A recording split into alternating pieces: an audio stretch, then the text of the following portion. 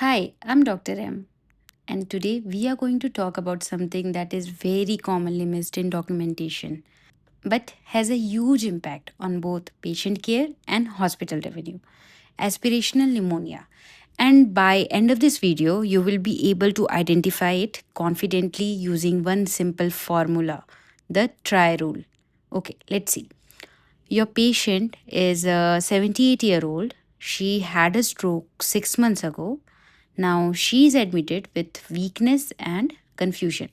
She has a feeding tube because she can't swallow safely. And on day 2, she develops fever. She is coughing. Chest x ray shows right lower lobe infiltrate. Doctor diagnose pneumonia. But we already know this is not just pneumonia, this is aspirational pneumonia.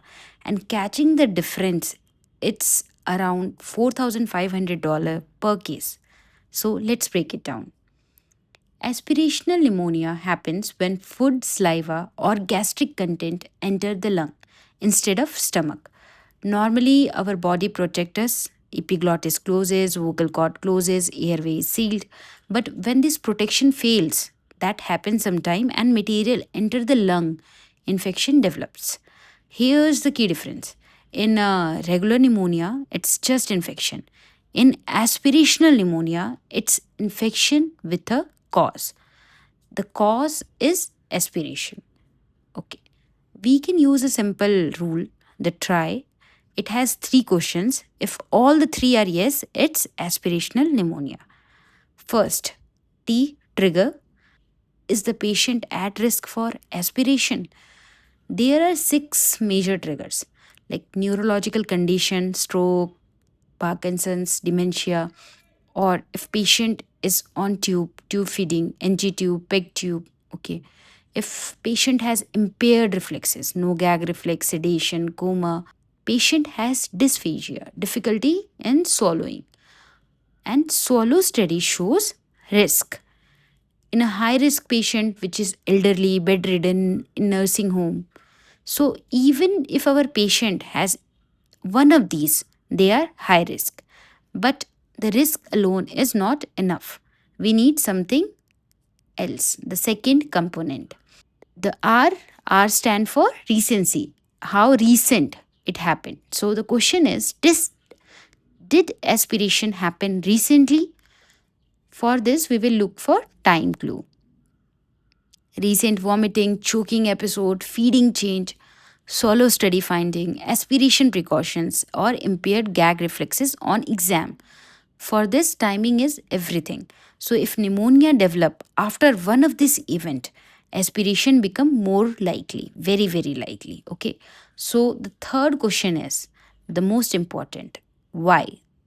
Our third question will be, is pneumonia actually present? We need some objective proof for it, like chest x-ray infiltrate, especially right lower lobe. It's a very classic symptom. Okay, we need sputum culture. In that, we will look for anaerobic peptostreptococcus bacteroids. Okay, and we will see for some clinical signs along with that: fever, cough, shortness of breath, and if the patient is on antibiotic that covers anaerobe like unacin, zocin, clindamycin. The most important clue is presence of anaerobic organism. The most important clue. So anaerobic organism presence is a very strong evidence of aspiration. So let's apply all this quickly to our case. Okay, the patient is 72-year-old, so it's old and elderly. So one high risk. Okay, post stroke again trigger point. So yeah, impaired gag reflexes because if patient can't swallow, it's been on tube. So it definitely has the T. Okay, and day 2 fever, it's on feeding changes, so recency also there. Okay, so what's next? For day 2 we will see like fever developed, so clinical sign present. Okay, objective CXR showing right lobe infiltrate, culture shows anaerobic organism. So now we will apply all 3. So trigger present, yes. Recency, yes. Pneumonia, yes. So the final diagnosis will be aspirational pneumonia.